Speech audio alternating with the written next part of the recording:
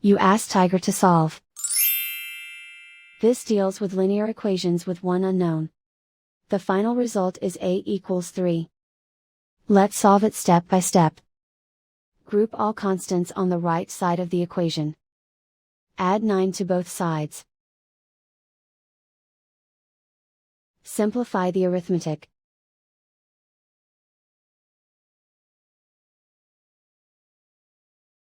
Isolate the a. Divide both sides by 3.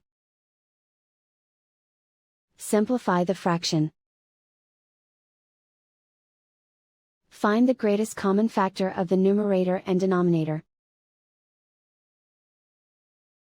Factor out and cancel the greatest common factor. And so the final result is a equals 3.